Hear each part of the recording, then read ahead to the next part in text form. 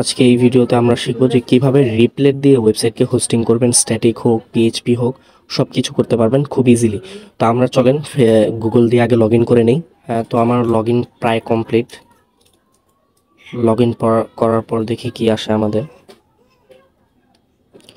তো এই দেখেন এইরকম আসতেছে। এখন আমাদের সিলেক্ট করতে হবে, ফর স্কুল দিলাম, দেখি তারপর কি আসে। তারপর এই দেখেন এখানে কন্টিনিউ উইথ স্টার্টার এখানে দিব। তো আমাদের কাজ শেষ। আপনারা চাইলে এইখান থেকে অনেক ভালো আপনার মানের ওয়েবসাইট বানাতে পারবেন, কারণ এটা এআই এজেন্ট চ্যাটজিপিটি থেকেও ভালো। তারপর আমরা এখন অ্যাপসে আসব। এখানে আসার পর অ্যাপসে আসব, আসার পর ক্রিয়েট এখানে ক্লিক করব। তারপর আমরা টেমপ্লেটে যাব। টেমপ্লেটে আসার পর আমরা কি হোস্টিং করতে চাই, পাইথন না, আমরা পাইথন হোস্টিং করব না, আমরা করব স্ট্যাটিক ওয়েবসাইট। বা এখানে সার্চ দিয়ে HTML বা CSS বা PHP যেটাই হোস্ট করতে চান স্ট্যাটিকে দিবেন HTML এ। তারপর এইখানে অটোমেটিক আপনি টাইটেল দিতে পারেন, অবশ্যই আমরা পাবলিক রাখবো। কোন ক্রিয়েট অ্যাপে ক্লিক করব।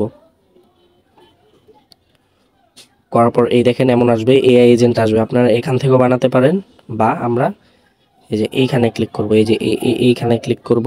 এইখানে ক্লিক করার পর আমরা এই যে এই ফাইলে যাব। ফাইলে যাওয়ার পর এইখানে দেখেন এই যে কোডগুলি, তো আমরা এখান থেকে কোডগুলি চাইলে চেঞ্জ করতে পারবো। আমি আপাতত দেখানোর জন্য নতুন একটা কোড কপি করে আনতেছি।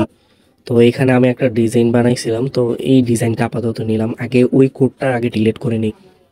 এইখান থেকে সম্পূর্ণ কোড ডিলিট করে দিব। আপনি চাইলে এখানে যে CSS ফাইলগুলো থাকে ওগুলো ডিলিট করতে পারেন। কিভাবে করবেন, আবার ফাইলে যাব, এই যে এইখান থেকে এই যে ডিলিট, দেখতে পাচ্ছেন ডিলিট। অথবা এইখান থেকে দেখেন আপলোড ফোল্ডার্স আছে, আপলোড করতে পারবেন। তো আমি এটার মধ্যেই দেখাচ্ছি।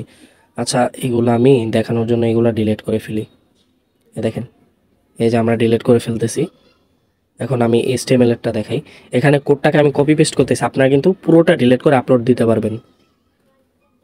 তো এই কোডটাকে আমরা কপি করে এখানে জাস্ট পেস্ট করে দেব। দেওয়ার পর এখন আমরা এই রান বাটনে ক্লিক করব, দেখি আসছে কিনা আমাদের। দেখেন আমাদের এটা কিন্তু চেঞ্জ হয়ে গেছে। এখন আমরা যদি এই যে এই লিঙ্কটাকে কপি করি, অবশ্যই এটা আপনার ফোনে রানিং থাকতে হবে স্ক্রিপ্ট। এটা যদি আপনি অফ করে দেন তাহলে ওয়েবসাইট অফ হয়ে যাবে। আমি এটা দেখানোর জন্য লিঙ্কে যাই, এই দেখেন পুরোটা দেখতে পাচ্ছেন। তো এইভাবে রিপ্লেটে হোস্টিং করতে হয়। আশা করি সবাই বুঝতে পারছেন।